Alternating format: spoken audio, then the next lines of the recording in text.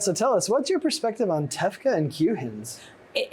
For TEFCA and QHINs, I'm kind of excited about it. I mean, the idea that we could have a nationwide framework for moving data from one place to another, and that the use case of patient access would actually be one that people would have to respond to, is super exciting. So I'm excited about it. It's not a replacement for community HIE, but I think it's an essential tool for making sure that there's nationwide exchange. Well, I think TEFCA is really interesting to watch. I mean, we really don't have any idea what's really going to happen here. I like to think of it as really a group of people who have had relationships for a long period of time, and everyone is going to have to make new relationships. Lots of people have 2 or 3 or 4 connections today, and they're going to have to choose one of those connections to be their TEFCA connection. So that's going to be interesting. But what will remain is that there will be connections to other things. There will be complementary elements that TEFCA won't handle. One of those is direct secure messaging, which is part of what our community is about. But also the HIEs provide capabilities that are unique to their environment. So I think that the fact that they're connected at the state level for those unique use cases means that organizations that have to make just one choice for everything else may allow a connection to their local HIE or the state HIE and use direct secure messaging still. So we'll be in a mixed model, I think, for quite some time because TEFCA doesn't have answers for most of those things. I think TEFCA is really interesting. Obviously, it's been a huge topic of conversation here at this conference and many other conferences exhibited by the standing room only and several of the rooms. But I think what we're not talking about with TEFCA is that it's one piece of a puzzle.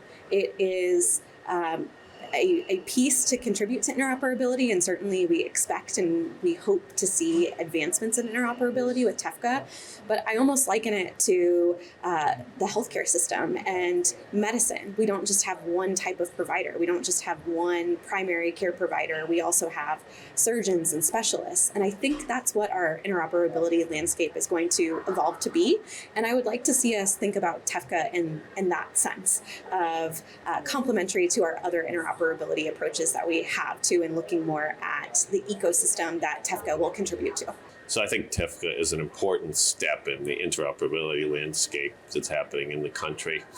It really is the service that now will allow the national networks to communicate with one another. It sets up the trusted exchange framework, both the set of documentation and legal agreements you need to make that work.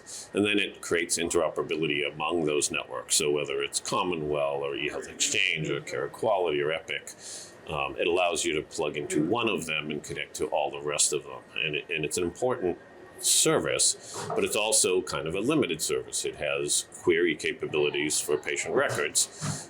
The responses are usually a care summary record, which have been around for a long time.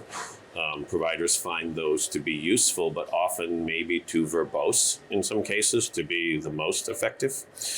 Those records are long care summaries, and those services are very helpful and useful to providers, but maybe also data overload.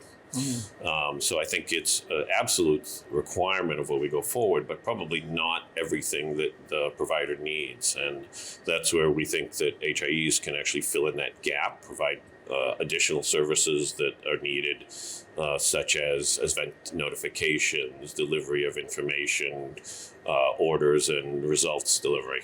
I think, and I heard it mentioned yesterday, and I think it's probably a good example. I think TEFCA is the right thing. I think it's the next step of the government trying to really push interoperability further than what they did with high-tech. I think high-tech was the first attempt to really get interoperability going, and I think TEFCA is the next step to really get everybody on the on-ramp.